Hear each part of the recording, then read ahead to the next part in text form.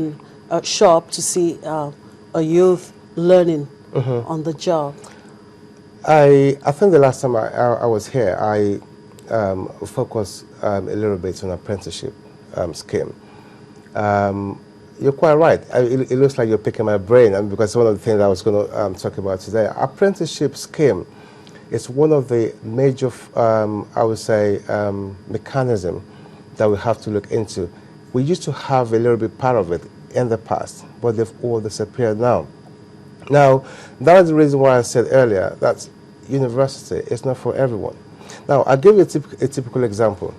Now, if I go to university to study mechanical engineering, for example, and you actually equally go to through a well set up engineering company for apprenticeship scheme, right?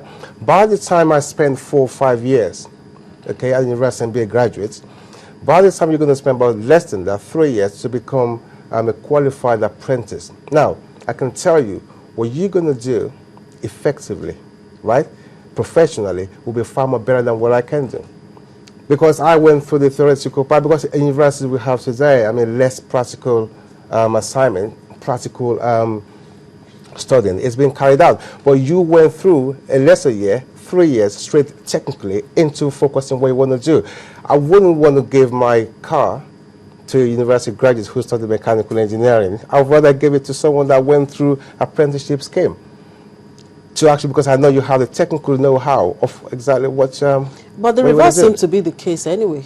That's what I'm saying, because the government really needs to bring that awareness back into the society, into the curriculum of education. Our education system needs to be really totally overhauled. I must say that I've had a lot of experts talking about this, and all this needs to be looked into.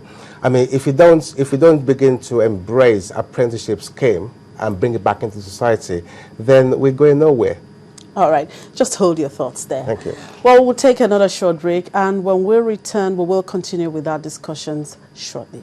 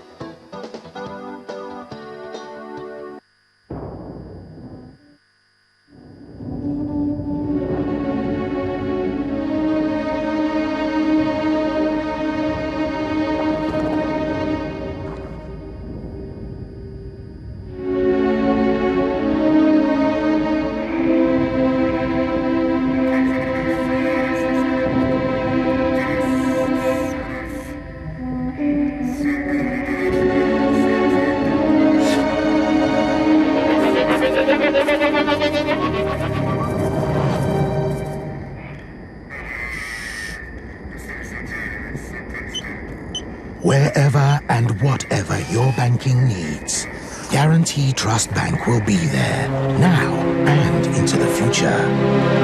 Because you're at the heart of everything we do. Guarantee Trust Bank, proudly African, truly international. Welcome back. Let's take a quick look at some financial results. USCF Nigeria PLC has reported a profit after tax of 3.4 billion naira and a revenue of 37.7 billion naira in the second quarter ended June 30. The company's net assets also went up to 62.1 billion naira from 60.6 billion naira it recorded in the comparable period of 2012. And Fidelity Bank PLC also sent its second quarter result and has reported gross earnings of 62.9 billion naira, up from 53.5 billion it made in the comparable period of 2012. Its profit after tax also went up to 9 billion naira from 7.5 billion naira. Net assets grew to 164.5 billion naira. Well, we'll go back to that discussion, and Mr. Dele is still standing by. Thank you for sticking on. It's my pleasure. Well, here in Nigeria, I know that the federal government has, recognizes that unemployment is really a problem, a major problem in the country, and so far has tried to come up with various initiatives, towards curbing this menace. Well, before I get you to respond to this, because most of the schemes or policies they have come up with don't seem to be working. Before I get you to respond to that, let's quickly take a listen to the president's speech at his 2013 budget presentation. Thank you. We still face economic disparities across the country. This constitutes an obstacle to sustainable development as it limits improvement in living standards, outputs, and social cohesion, which are key factors for achieving inclusive growth. Our challenge, therefore, transcends how to achieve growth. Objective is to achieve inclusive growth by identifying and developing job creation opportunities. We have mentioned the 3.5 million jobs we aim to create in agriculture and more jobs in the housing and construction sectors, solid mineral sector, aviation, and the creative industry. In my Independence Day speech, I spoke of the 80,000 to 110,000 jobs we are supporting young entrepreneurs to create through the You Win program. We have received numerous testimonies from young men and women who have been able to expand their businesses through the program. We have just launched a second round of the competition targeting only women entrepreneurs.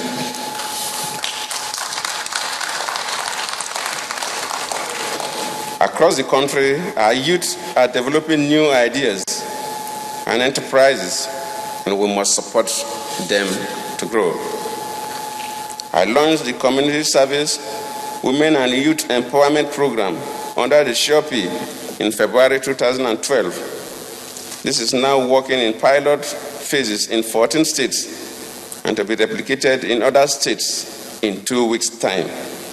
We also have the Graduate Internship Program, in which participating private companies provide one-year internship to 50,000 graduates paid by the federal government. So far, 700 firms and 20,000 young graduates have applied to participate in this scheme.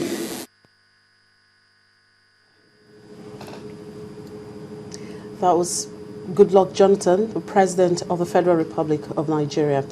Well, Mr. Dele, you heard the President, what they have done so far. That was in 2012, and of course, they have to buttress whatever it is in 2013. It's a continuous process. Well, just before I get your view on why this has really not made any impact so far, do you think the government has really done enough? I must commend the government on the sure pay, which is part of the You Win scheme. It's a good implementation or a proposal or scheme to say. But I would want them to look further beyond that, because I was opportune to, I think on China television over about a couple of weeks ago, where they were talking about the people that actually benefited from the Sure Pay, the Your Win program. Now, it's one thing to give people money to be able to fund their business and begin to say, okay, I'm giving you this money, because that program that I watched was a concrete block making company in Abuja.